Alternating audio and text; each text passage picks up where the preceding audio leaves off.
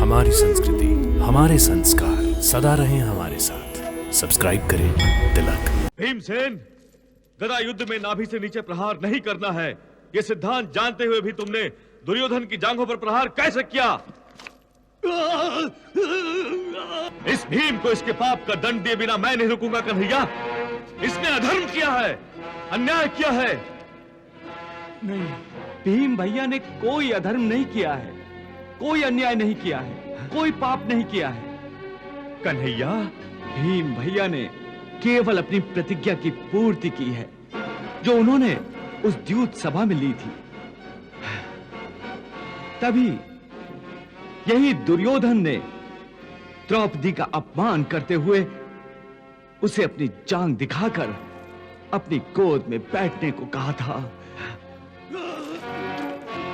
तभी भीम भैया ने दुर्योधन की दोनों जांघों को तोड़ने की प्रतिज्ञा की थी। अब आप ही बताइए दाऊ भैया, इसमें अधर्म क्या है, इसमें अन्याय क्या है, इसमें पाप क्या है? पाप तो इस दुर्योधन ने किया है, अधर्म तो इस दुर्योधन ने किया है, अन्याय तो इसी दुर्योधन ने किया है।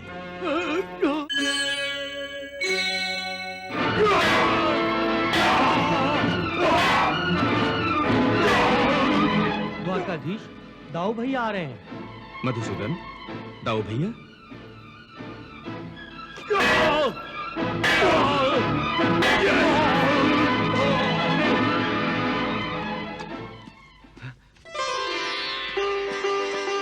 कन्हैया, दाऊ भैया, कन्हैया, कन्हैया। प्रणाम दाऊ भैया। कन्हैया, कन्हैया, हमें ये युद्ध रोकना होगा।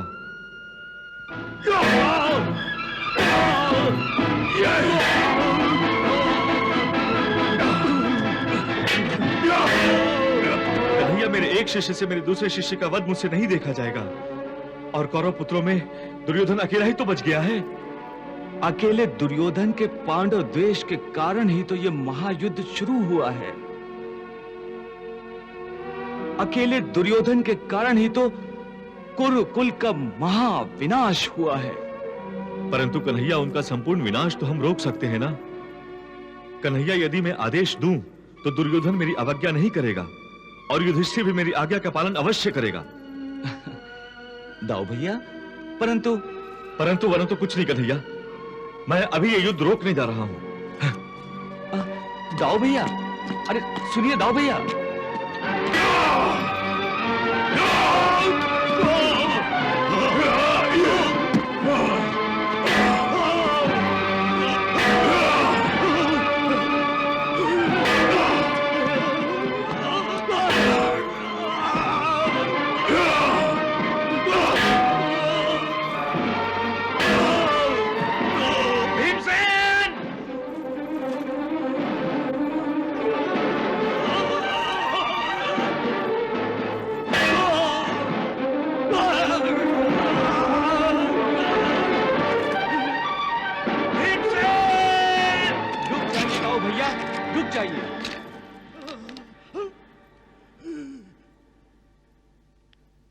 भीमसेन, गदा युद्ध में नाभि से नीचे प्रहार नहीं करना है, यह सिद्धांत जानते हुए भी तुमने दुर्योधन की जांघों पर प्रहार कैसे किया?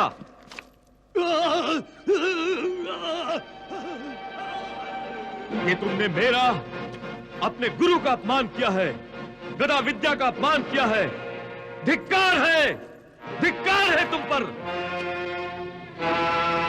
रुक जाइए दाऊ भैया, रुक जाइए। इस भीम को इसके पाप का दंड दिए बिना मैं नहीं रुकूंगा कन्हैया। इसने अधर्म किया है, अन्याय किया है। नहीं, इसके पाप का दंड मैं इसे अवश्य दूंगा। दाऊ भैया,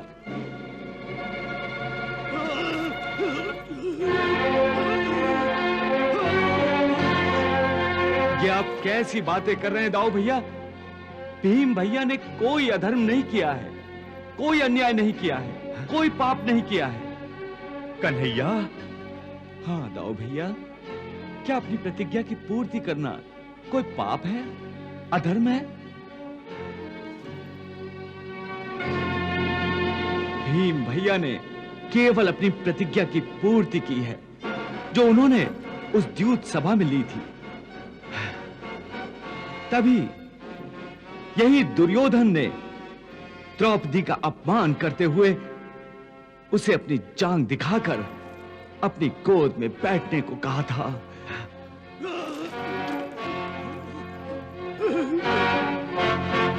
तभी भीम भैया ने दुर्योधन की दोनों जांघों को तोड़ने की प्रतिज्ञा की थी। अब आप ही बताइए दाऊ भैया, इसमें अधर्म क्या है, इसमें अन्याय क्या है, इसमें पाप क्या है? पाप तो इस दुर्योधन ने किया है, अधर्म तो इस दुर्योधन ने किया है, अन्याय तो इसी दुर्योधन ने किया है। फिर भी भीम को इस तरह से प्रहार नहीं करना चाहिए था। इसने तो गदा विद्या के सारे सिद्धांतों का वध किया है। शांत हो जाइए दाऊ भैया, शांत हो जाइए। भीमसेन ने तो रणभूमि में अपने शत्रु पर वार करके अपनी प्रतिज्ञा की पूर्ति की है। बस इसमें कोई अधर्म नहीं है। हाँ?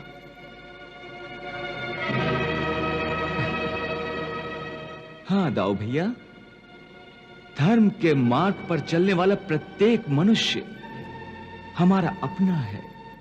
उनका उत्कर्ष हमारा उत्कर्ष है, उनकी व्यथा हमारी व्यथा है, उनका दुख हमारा दुख है। इसीलिए दाऊ भैया, अपने क्रोध पर अंकुश लगाइए और पहचानिए अपने आप को कि किस लिए आपने इस मृत्यु लोक पर अवतार लिया है। इसका स्मरण कीजिए।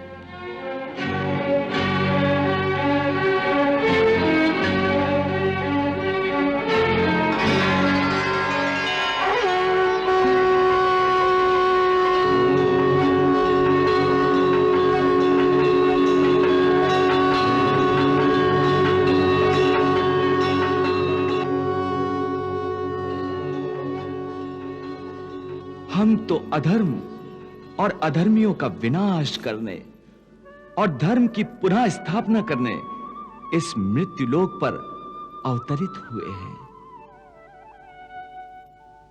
प्रभु, मुझे क्षमा कर दीजिए। प्रभु, मुझे क्षमा कर दीजिए। क्रोध के आवेश में आकर मैं आपको पहचान न पाया। अब मैं आपसे और दूर नहीं रह सकता। प्रभु, आप चलिए मेरे साथ, द्वारिका चलिए। प्रभु। नहीं दाऊ भैया, आप चलिए, मैं शीघ्र ही द्वारिका पहुंचूंगा। हाँ, जो आज्ञा प्रभु।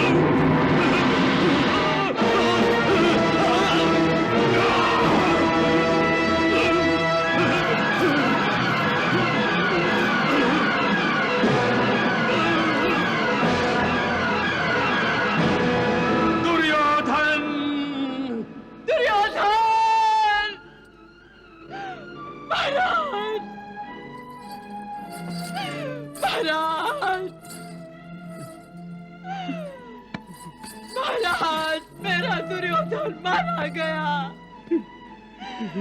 मेरा पुत्र मारा गया,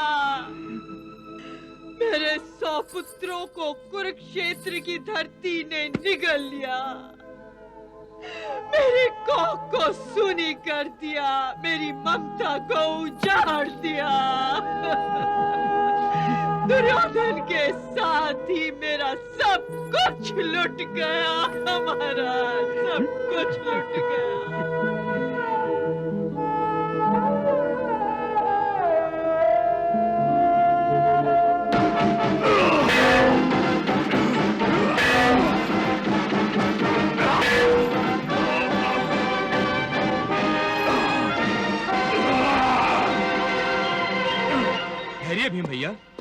ठहरिए, कदाचित ये मर चुका हो। दुर्योधन अब जीवित नहीं है।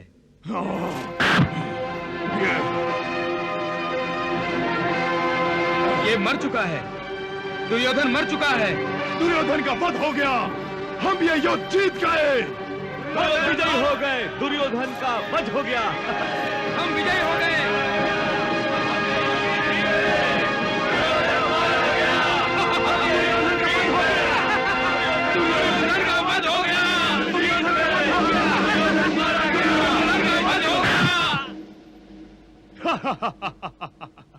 हे दसों दिशाओं, नक्षत्रों, यक्षों, देवताओं, आज मैंने इस महायुद्ध का अंतिम पर्व इस पापी दुर्योधन के रक्त से लिखकर समाप्त कर दिया है। आज से ये युद्ध समाप्त हो गया। पांडव विजयी हुए और ये पापी दुर्योधन सम्राट बनने के सपने देखते देखते सचमुच सो गया।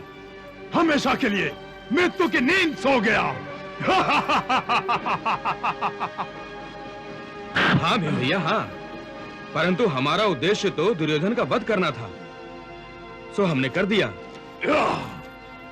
अब हम पूर्ण रूप से विजयी हो गए हैं, इसलिए हमारा दुर्योधन के शव का अनादर करना उचित नहीं है।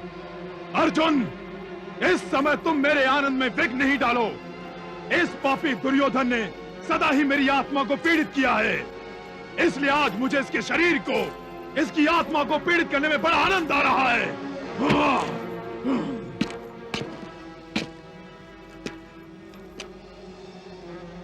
भीम भैया, अपने क्रोध पर अंकुश लगाइए और एक योद्धा की भांति व्यवहार करना सीखिए। कोई योद्धा किसी शव पर खड़े होकर यूं विजय उत्सव नहीं मनाता। हाँ, आपको अपनी जीत की खुशियां मनानी है तो हम कहीं और चलकर मनाते हैं। हाँ भीम भैया। हाँ,